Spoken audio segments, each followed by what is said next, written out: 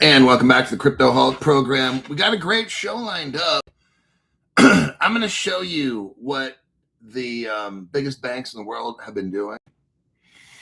And they've been kind of like protecting themselves and protecting certain cryptos. I wasn't aware of this little tactic, what they were doing, but they were dumping money into like campaign contributions or whatever of, let's say, permissioned networks. So when crypto first started, here's how all this game always starts. And here's why I think Jed McCaleb got kind of ripped off in the beginning, and then with Ripple, and then he started Stellar. What happens is Ryan Fugger, I'm the one who showed everybody this Ryan Fugger thing many years ago. There's nobody that was talking about Ryan Fugger before Crypto Hulk. Ryan Fugger and his friends, I want to say from around 2000 or 2004 when Ripple first started. So we're talking 22 years ago. Yep, I broke that one open. Nobody else. So he started around 2004. And him and his friends around the world wanted to create an alternative to the banking system. And the government was watching real close. Story time, kids. Story time. So sit around. Nobody poking each other. Jimmy, quit kicking Tommy over there. You do that again, I'm going to bust you a fat lip, you little bitch. So what happened is Ryan and his friends around the world started to create a money system. And they worked on that till about 2010. Because what I did is I followed it, but I lost track. Ryan Fugger didn't really have the money needed to get this done. What started off, it was noble. What started off as a noble peacekeeping, let's unite the world, down with the banks kind of a thing. It started off like that, but they can only get so far. In 2008, 9, the trail went cold. Now, what happened is they hit a wall, a technology wall. And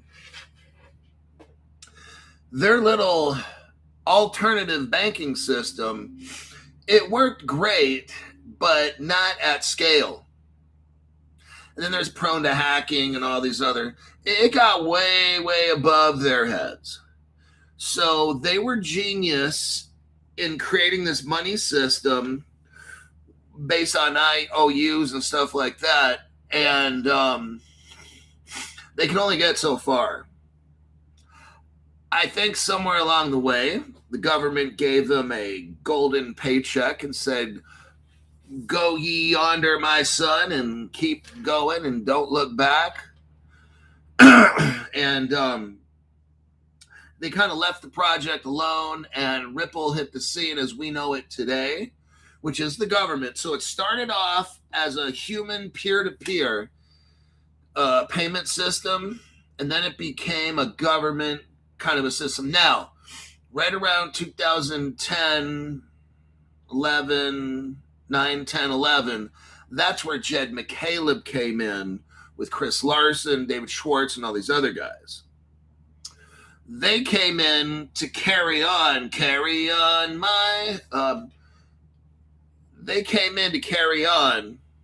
with this payment system as we know it today, called XRP, Ripple, whatever. So that's where we're at. Jed McCaleb was into this project. He thought he was really going to make a difference in the world, because that's what Jed wanted to do, was I think when he was in college, he said he wanted to change the world remittance system so it'd be cheaper for people all around the world to send money. So Jed, the genius that he was, believed in this Ripple project, which originated with like hippies, okay? But what I don't think Jed realized is that the government took control over it. And when they hit a certain point, they were going to kick Jed out. What was Jed? He was the one who was going to get this thing to work. And then I think when he figured out how to make it work, they kind of said, thank you. The government and all the banks of the world appreciate your help. And he was like, what? And then he went and started Stellar because that's more peer-to-peer. That's my belief, and I'm sticking to it. Now, what we have today is this article here we're going to start off with. So I had to give you a history on Ripple and the payment system and stuff. Here's where we're at now, is where the banks take over this project. My name is Crypto Hulk. I'm not a financial advisor, not a crypto advisor, none of the above. I don't know anything about crypto. I don't know anything about financial advice. All I do is I research and show you my findings. That's it. Okay. Now, this article starts off with the $11.2 billion in 2026 funding that killed crypto's permissionless era. Now, in the beginning, this whole, like I said, this Ryan Fugger and the Ripple, it was all permissionless. Once the government got control of this Ripple project, thanks to Jed and Caleb and all the people at Ripple, they flipped it and turned it into a government bank permissioned. Oh, completely changed the whole thing. And that's where we're at with this. This article right here. Let's read, where are the banks putting in all their money? Now, if you've been noticing lately, I stocked up on Ondo, tremendous stocking up on Ondo, because what I started noticing is this. I want to buy what the banks are buying. I want to be in a project where BlackRock's all in. Apollo, Andreessen Horowitz. I want to, like Draper Investments, I want to be in a project where the biggest of the big are, because that's, and what we have here is more confirmation that what I did was correct. So, Dubai-based crypto lawyer, her name is Irina Heaver, and her team parsed every crypto deal in the first half of 2026. BlackRock, Goldman Sachs, and Persian Gulf sovereigns all wrote checks to regulated firms. Oh, let's keep digging. In the first 6 months, I want you to see the trend. In the first 6 months of 2026, the crypto industry raised $11.2 billion. Not $1 of it went to the permissionless, ungoverned experiments that digital assets were supposed to be built on. Are you guys seeing this? Well, we got, this is why I've switched out a lot of my cryptos and started going in with where all the biggest banks are going. If I don't see BlackRock buying the shit, I'm not buying it. I've completely switched about half of my cryptos over to industrial, okay? Let's read this again. These biggest banks dumped, where are they dumping the money into what crypto projects, Crypto Hulk? They dumped $11 billion. This is over in the Middle East because the United States, our government fuck-ups that we've elected. and some of them stole the election. These government fuck-ups that we have, they're trying to stall everything while they're buying crypto right now. So in the Middle East, you've got BlackRock and these big companies dumping 11 billion into permissionless. That means walled garden, closed up cryptos that nobody gets access to except them. Oh, wait a second, Crypto Hulk. Things look like they're changing real quick here. Yep, that's why I told you. This channel's going to evolve. But Crypto Hulk, you don't sit in front of a black couch anymore. Crypto Hulk, you don't drink whiskey during your show anymore. I like the old days. Then go watch the old videos, dumbass. I've been telling you, this channel, my channel, fucking has to change. It has to evolve. You can still stay back in 2020. That's fine. You can do that. You can go watch my old shows. And as I'm watching, I'm learning. And I'm learning that these biggest banks in the world, these biggest investment houses, put billions into permissioned systems. Okay? They put billions into governed experiments, not just free shit. Okay? If the biggest banks of the world, here's my thing now, and you can copy or you don't, I don't even fucking care.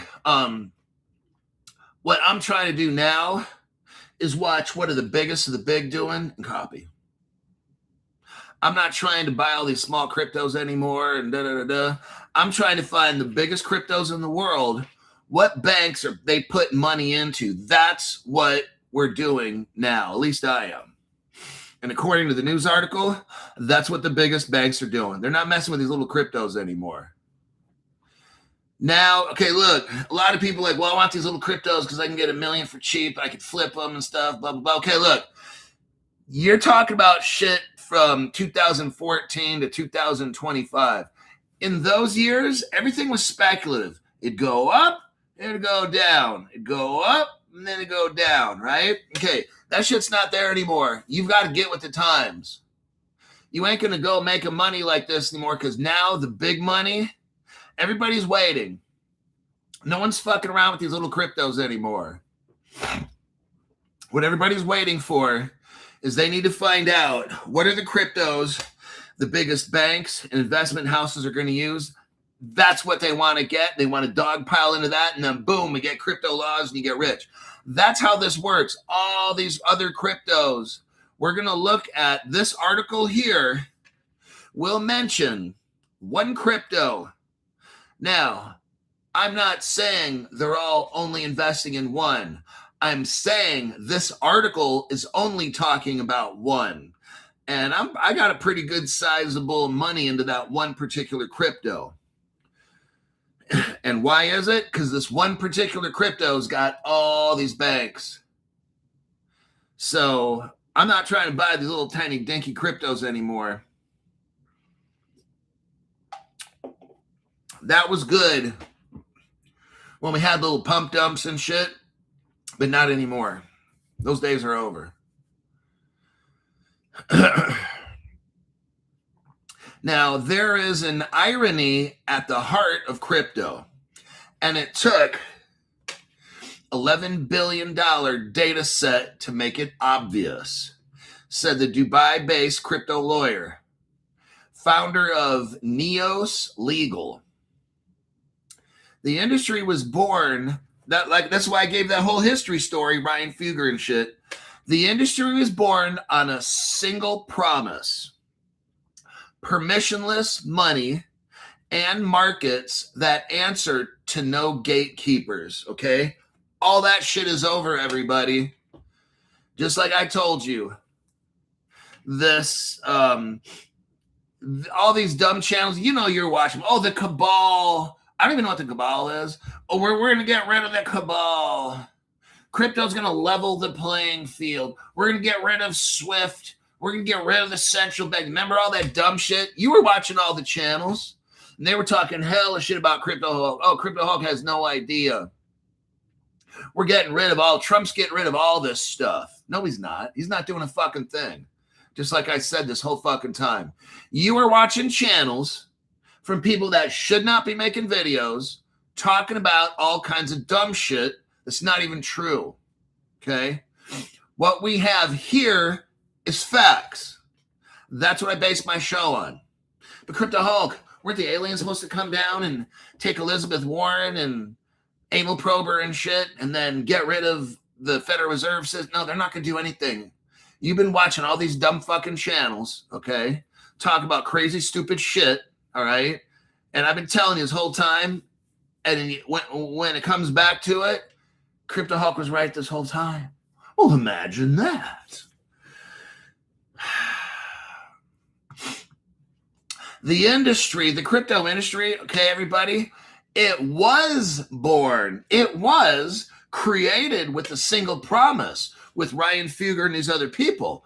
Permissionless money. Markets that don't have any gatekeepers. That's true. That's how it started. But then I told you the government took that tech, made it better, and shut out all the brokies. That's what's happening, okay? So there's your wake-up call right there. The lawyer said, crypto's permissionless era is over, okay? OVER. All that shit where crypto is going to be free and help us down with the banks and put the Rothschilds out of business. Dude, that's so fucking stupid. You're believing all that dumb shit you're watching from these channels, and I told you. And then all of a sudden you come back to Crypto Hulk Show like a little puppy with its tail between its legs because you got either ripped off, your hardware wallet got compromised, you invested in some dumb shit, this and that, and you come back like the prodigal son. And guess what? We got nothing for you, okay? You spent all the money. The top three sectors by capital raised were payments. That's why I like payment cryptos. Crypto exchanges and trading platforms. That's where this big money went, into those three areas. All three require regulatory approval to operate, she noticed. If we don't have crypto laws, regulations, ain't shit gonna happen. I've been saying this for like 3 years now. When are you gonna fucking get it? But Crypto Hulk, no. Jake out there is telling everybody January 1st, XRP is going $1,000, and now the digital dildos are saying this, and da-da-da-da-da. Okay, if I ain't saying it, shit ain't happening. Okay? I'm not trying to hype shit, man. You're watching all these hype channels telling you all this dumb shit. Well, the meeting with the Federal Reserve, there ain't shit gonna happen. Buy the good cryptos that we talk about here and just wait. That's all you need to know. See, all these other people are trying to create hype and do all this shit so they get more views. I don't give a shit about my views, man. That's zero fucks given like 6 years ago. That's the last time this channel started giving a fuck. All right, I'm just here to show you what the facts are. And some of you guys like action adventure, so go watch some of this dumb shit, but it's not going to happen like they say. It happens like I say. That's why everything I've been saying comes true right in here. Alrighty then. Neos Legal tracked every disclosed crypto funding round. Now, there's crypto projects and they get funded, okay? This company called Neos Legal has been following what crypto projects are getting funded. We're going to look at this. The ones that are going for regulation, the ones that are closest to the regulators. That's who. That's all the ones I'm voting in. That's the only ones I'm putting money in. A total of 377 financial rounds took place.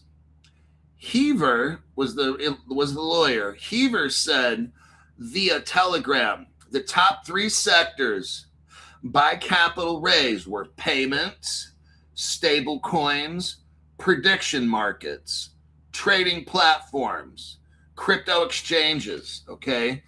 These are all highly regulated places. They're not putting money into this crypto necessarily or that one. They're working on a platform. We're going to find out what platform they're using because they're not buying the crypto. What they're going to do, everybody, I'm showing you in advance, they're going to regulate out all their competition. These big banks and institutions are not going to compete. They're not going to compete. They're going to regulate out everybody who's here.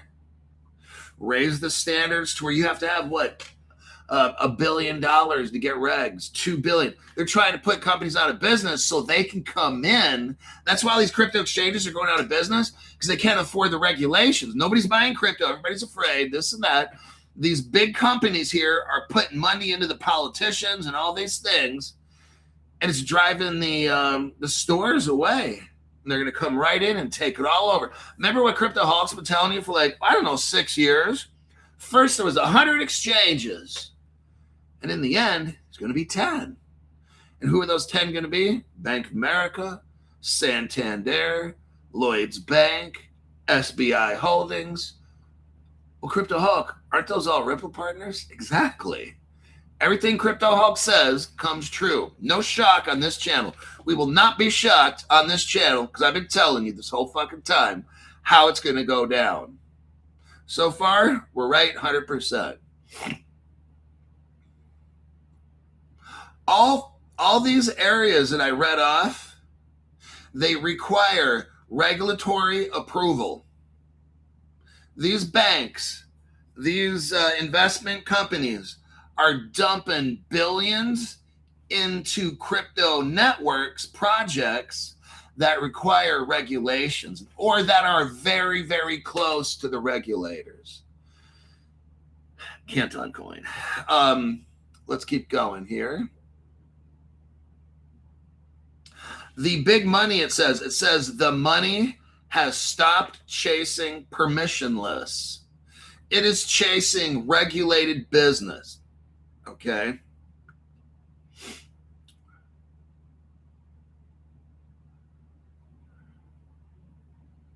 They're talking about Kalshi, the prediction markets.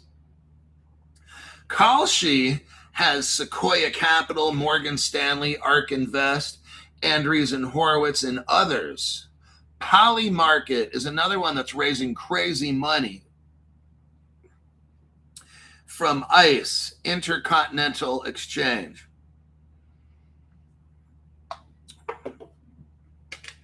Now, ICE owns the New York Stock Exchange.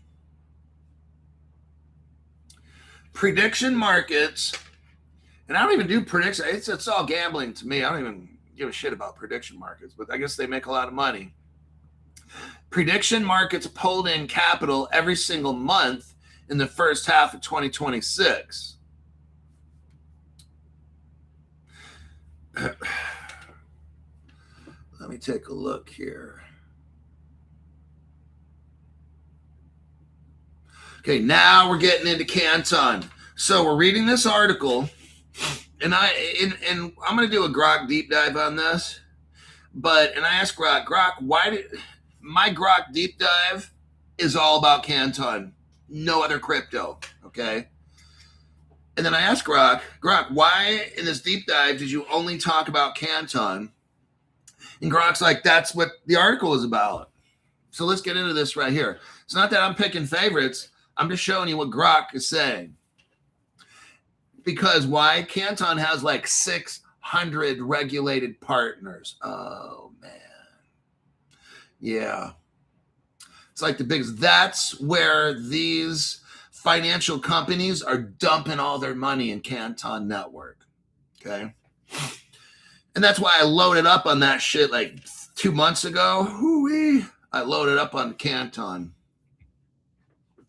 And then take a look at whose names are on the checks. And the story sharpens.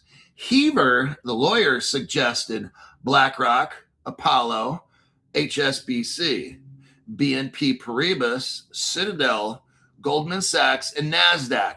All of those, like that's about all the money in the world, okay? They all invested in regulated crypto companies. They're not buying the crypto right now. They're going to let it tank like it has been. And they're going to get all the brokies. When all the brokies sell out, then they come in and buy it all up. It's all predictable. I've been telling you guys this for 6 years. I've been saying XRP back in 2020. Oh, it's going to go back down to 30 cents before all this shit takes off. It's starting to look like I am right, huh? Because when was it 380? People are like, oh, it's crypto hog. It ain't going back down to 30 cents. Well, we're only about, what, 60 cents above what I predicted, huh? Like, dang, crypto hog, you know shit, man. Okay.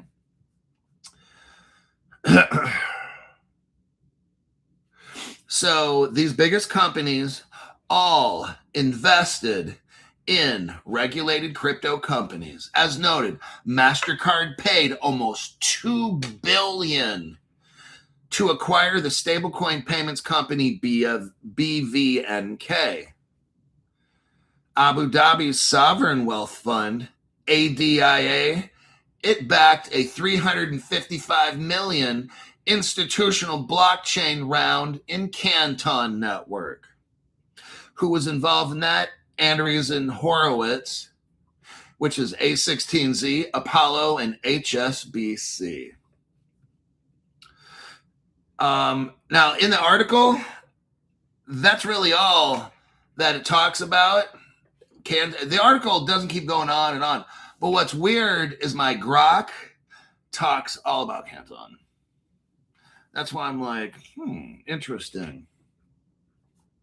Robert Haddock, general partner at Dragonfly, itself an investor in what's called RAIN, R-A-I-N, which raised $250 million.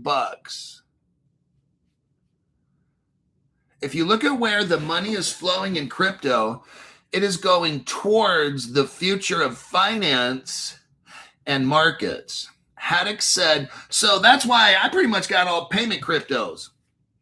That's why I don't mess around with this crypto and logistics crypto and da-da-da. I've kind of narrowed it down over the past 6 months, 3 months to payment cryptos. And then specifically those that the biggest organizations are working with. Not all these test cryptos that are cheap and maybe I can buy it and catch a pump. That shit's over, man. Those days are over.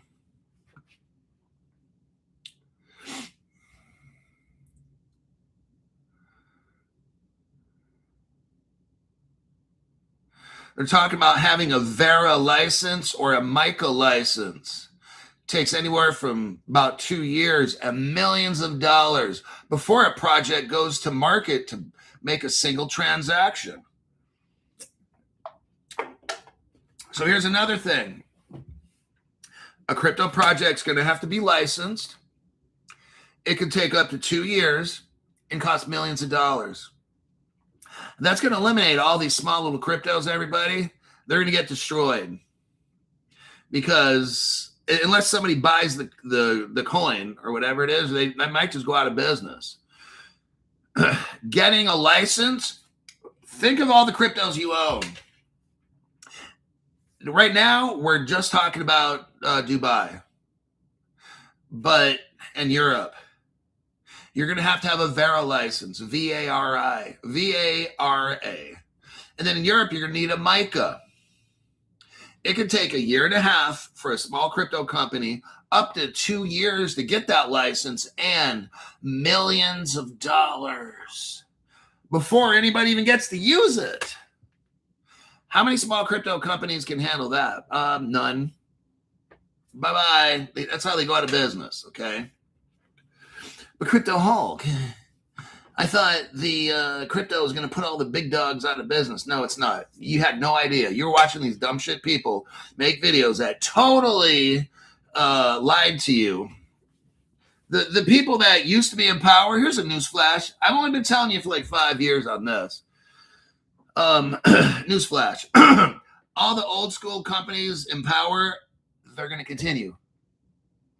This whole, you're going to put the Rothschilds out of business and get rid of the Federal Reserve. Trump's going to get rid of the Federal Reserve. Shit ain't going to happen.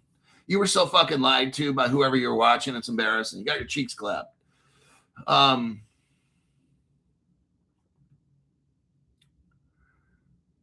checks licenses. Funding data cannot show us where the users are. On our own tokenized equities, 90% of the volume comes from individuals trading a few $100s at a time. So BitGet, there's a guy named Gary Chen. He is the CEO of a company called BitGet. I want you to see what is happening. We've got to understand fundamentals, okay? I want you to see where this is going. So Gary Chen is running a exchange called BitGet, and most of his customers are only moving a few $100s at a time. Now, I want you to think about this. I want you to think where this is going to go. Just logically think.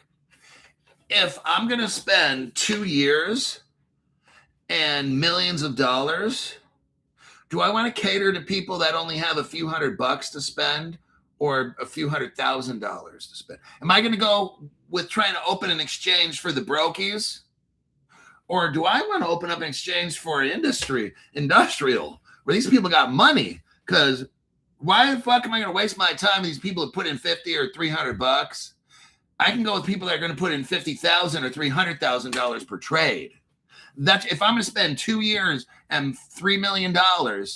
Why the fuck am I going to try to make pennies when I can go over here and make hundreds of thousands? So that's kind of like the same thing with Caleb and Brown. I don't know if Caleb Brown will always be open to us. Because think about it. You got your what? Now the minimum's $500. So they're not trying to crypto hall. Can't they lower the money? They're not trying to deal with people with $50. You guys don't seem to get it. You've got an exchange brokerage that deals with industrial people that are coming with $100,000 making a trade. And you want to call a broker and talk about $50? That's not gonna fucking happen. Somewhere along the way, you lost your sense of business, and you think that everybody out there is going to try to help you. That is not it. You gotta, wow.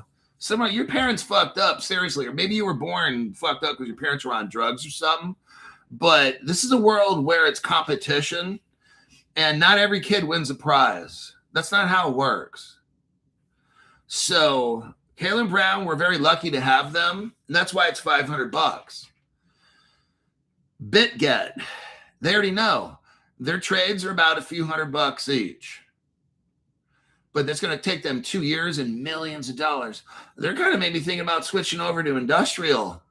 That's where there's big money. Your commissions are huge. Why deal with the brokies, man? So some of you guys need to understand that. I just wanted to put that out there. Like Caleb Brown is like the only place you can go because there's no money. They don't make money off you. Really, they're just doing this as a public service for broke people, honestly. You don't pay for your custody. It's free. You know, you put your crypto in them and it's free. What do they make a commission on? A $500 trade? That's so fucking brokey. Like, they could just not even waste their time with us and just deal with rich people. They could. So get that straight. Next time you want to complain or something, then don't join Caleb Brown. Go to Coinbase where nobody fucking helps you and you're lost. Just fucking do that, okay? And take your $50 and go over to Coinbase and gamble with that, okay? Because you have no idea the fucking demands that you're asking. It shows how stupid you are, okay? Alrighty then. That article is over. Let me check some comments. I'll do a little deep dive on that one. Chris Sharpie's over there. Been sitting here waiting for my participation trophy. What's your prediction for Canton coin? I don't predict. I have no idea what it's going to be. Mantra.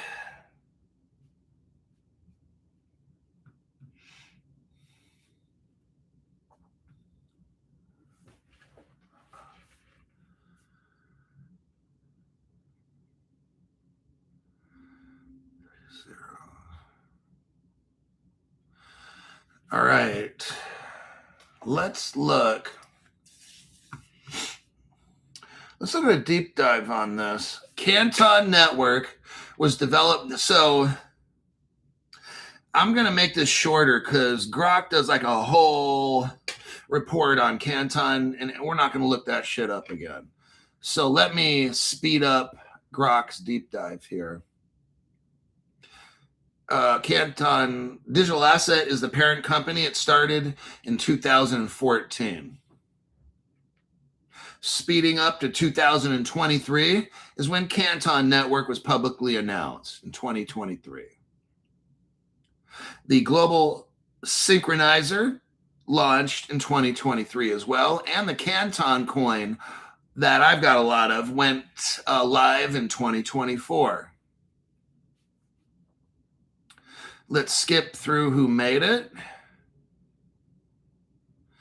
The tech stack, it's a layer 1. That's a very good thing. If you have a layer 1, that's what you want. They have DAML, DAML smart contracts.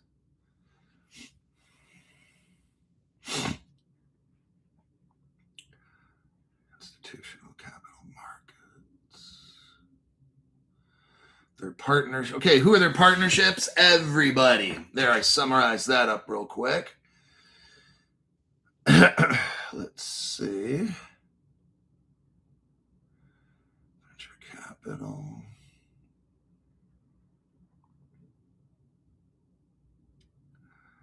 Canton Digital Asset, Canton/Digital Asset represents one of the deepest, most production-oriented institutional distributed ledger technology tokenization platform in existence. Are you hearing us? See, this is why 600 institutions have dumped millions into this technology, because it represents the deepest, most production-oriented institutional crypto platform.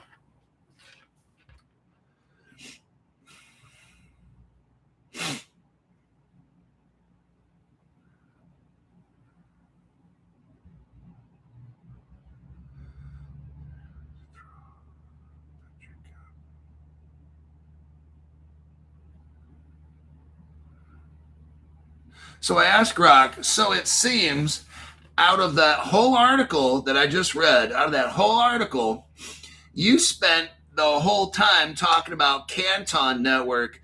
Is this a fair assumption? Grok says, yes, that's a fair assumption about what I did. And here's why I made it. The CoinDesk article itself is not about Canton.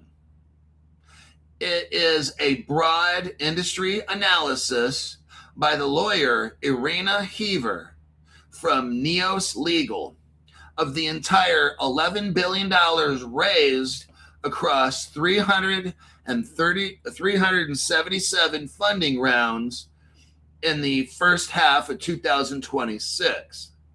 The central thesis is that virtually all of that capital went into regulated, like Canton Network. All of that money, the first half of this year, went into regulated, permissioned businesses, and that's Canton.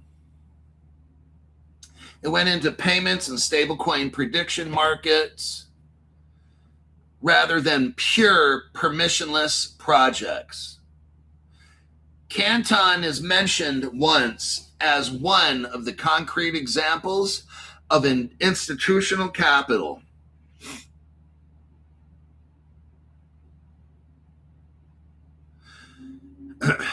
Grok says, your original message, however, was not summarize this article. It was a long, highly structured research brief.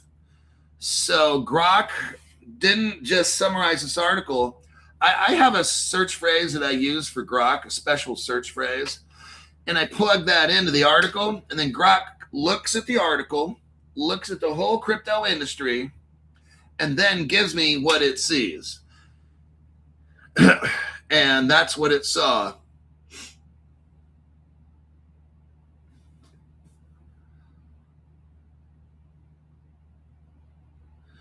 This wasn't a claim that the article was about Canton. So it was talking about where is the biggest money in crypto going, and that's to permissioned exchanges, platforms, etc. They're not out there dumping money into any particular coin. Right now, they're getting rid of all the competition, making it take 1 to 2 years to get an exchange and cost millions and millions of dollars to get it done. That's going to wipe out all the competition. Then they're going to come in and buy out all these exchanges that are bankrupt. Then at that point, when all the brokies have completely left crypto, then they come in and buy up all the super cheap crypto, because people are like, well, all these companies are going bankrupt in crypto, and look at the prices of crypto. It keeps dumping. They're going to dump all their money out, and that's how this is all going down. I'm just showing you in advance. I've only shown you shit in advance now for about 6 years. Okay, that's how all this goes down.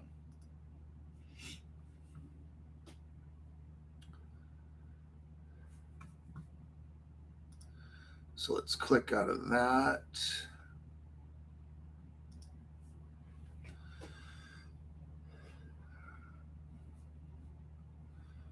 All right.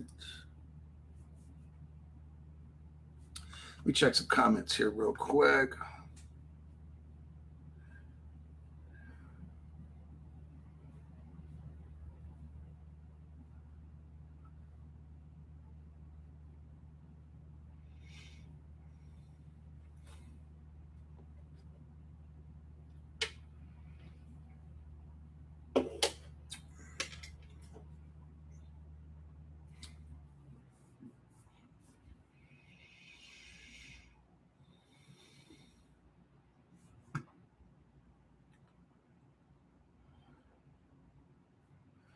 So let's go. I got one last.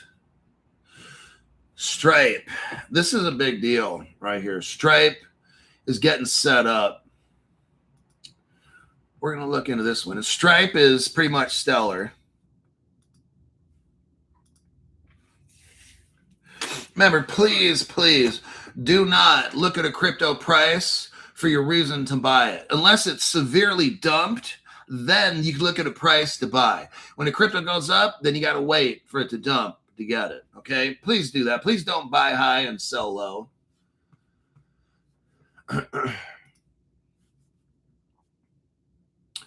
Now, what we got right here is Stripe and a company called Advent. And they're going to offer to buy out PayPal. This is so massive right here, for more than $53 billion. Oh, my God. Let's take a look. July 14th, Stripe and private equity firm Advent International have made a joint offer to acquire PayPal at $60 per share, in a deal that would value the payments company at more than $53 billion. The offer submitted earlier this month is backed by about $50 billion in committed financing from banks. Oh, wow. So the banks are wanting this one to happen, everybody. The offer represents about a 28% premium to PayPal's closing share. The sources declined to be named as the deal discussions are confidential. PayPal, Stripe, and Advent declined to comment as well. Combining Stripe and PayPal, the most widely used payment platforms for internet merchants, would create one of the world's largest global online payments company, processing some $3.7 trillion of annual payment volume. Whoa. This is going to create the world's largest payment ongoing. Wow, that's pretty big.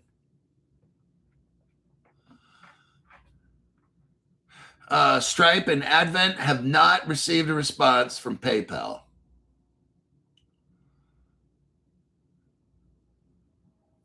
Now, this one's interesting. Under the proposal, Stripe and Advent would jointly own PayPal with each holding an equal stake. So they're going to own it 50% down the middle. Rather than breaking up the company, there's no certainty. And they don't know if this is going to happen. They're hoping that this deal goes through. Now, PayPal was started in the 1990s, was an early player in digital payments.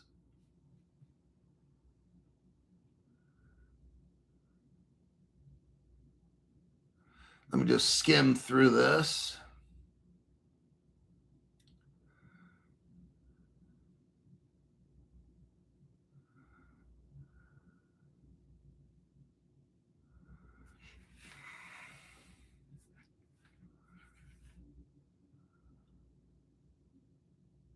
The deal would give Stripe direct consumer relationships with a large user base and the potential for future financial services distribution.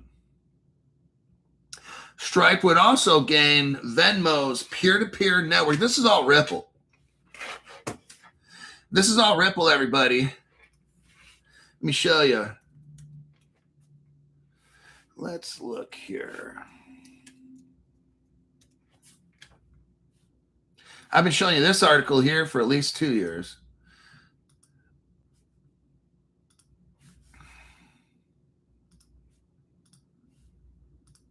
So here's where this all comes from.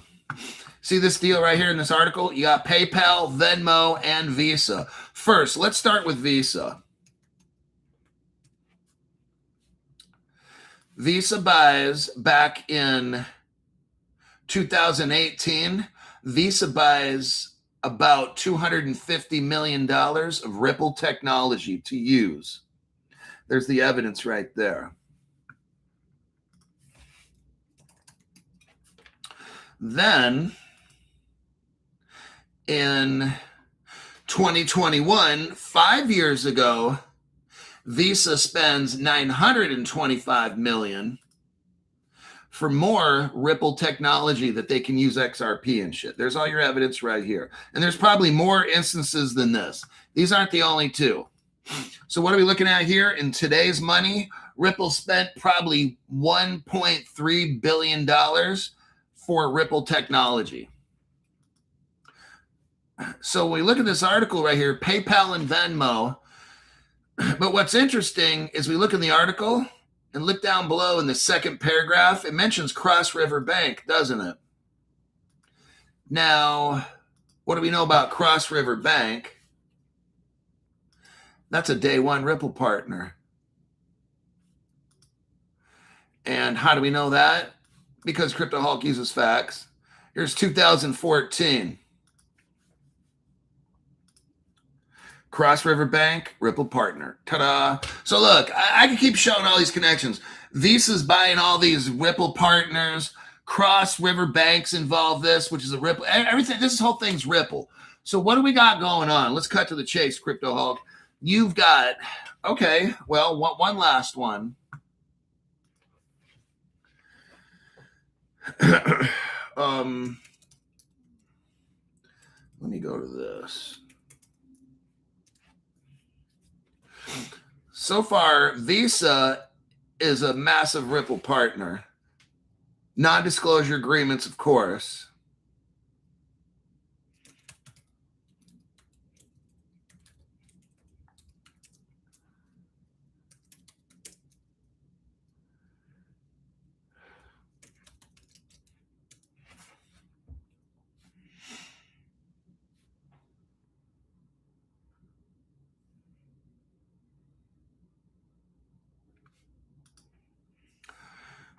Here's Wikipedia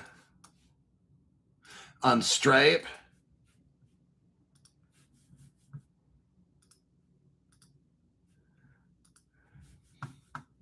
So if you look at the Wikipedia here, you go down to history and you can see where it says Stripe gave Stellar $3 million in exchange for 2 billion Stellar lumens.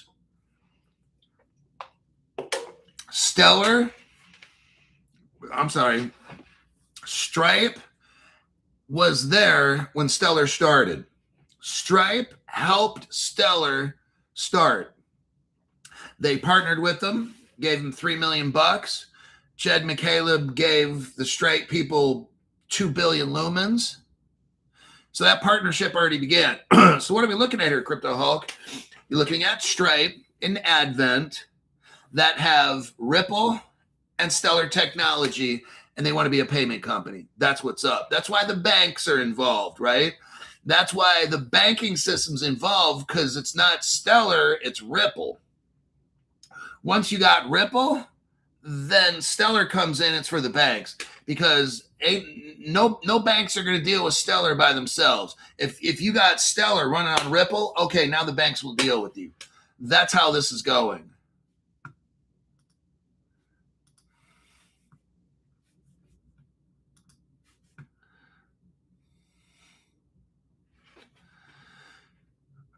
So Stripe received 2% of the initial XLM Stellar lumens for $3 million. This was done in 2014.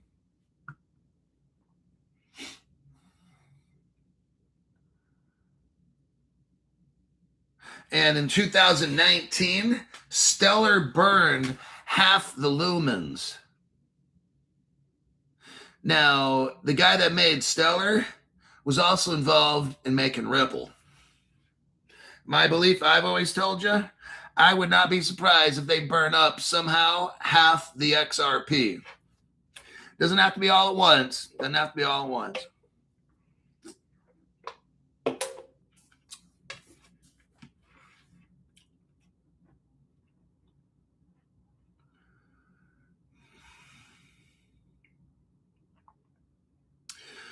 Stripe co-founder and CEO. So the CEO of Stripe, back in the day, he joined the Stellar board. So these are all connected. Stellar is in deep with Stripe, both of those two. And Ripple comes in because the Visa, PayPal, Venmo deal, and the Cross River. So that's where XRP is hooked up in this whole deal.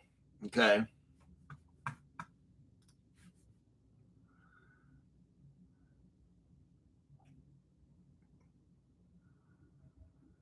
So let me take a quick little peek. Okay, and that's where this offer submitted this month is backed by about 50 billion financing from banks. Why are the banks investing in this? Because now you got XRP and Stellar all running in Stripe and Advent. So they get the big money, the small money, all rolling on the XRP ledger. That's how all this comes together. This will be massive. And basically the same guy, Jed McCaleb, made both. So there you have it. 53 minutes. Okay, that'll about do it. Let me check the content here. I've got a trophy cake worth 1,000 joules from Drock XRP.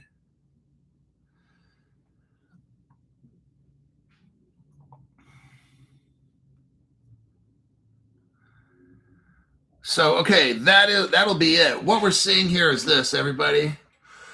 We are seeing all these projects went out on their own, and now they're all coming back to like work together. The ones that are good. It's like everybody went out on their own little projects here and there and there. Okay. They all went about their little projects. And some of these projects got very successful over all the past 10, 12 years. And some projects didn't quite do as good. What we're seeing here, this is just what it looks like to me. I had no idea. But what it looks like to me now is after all these years of working and testing and working and testing, now they're kind of saying, hey, you come over here and we could do this. And then you guys work together. And then on occasion, we'll collaborate. Like, this is what I'm seeing. After all these years and all these projects, from what I'm seeing, it's all going to come down to the top, 15 projects, maybe 20. Those are the ones that are going to rule the world. And from the evidence that we've seen, which ones are going to rule the world crypto hulk? The ones that are closest to the regulators, the government, the crypto projects like Ondo, that's partnered directly. Ondo is partnered directly to BlackRock. Canton's a layer 1. It's tied directly to 600 banks and institutions. Now, some of these other cryptos are good because these other cryptos are using a crypto that's using Ondo or using Canton. What we want are layer 1s tied directly to the biggest financial institutions. See, the reason I like Ondo or Canton is because there's no middlemen. They're tied. They have direct relationships.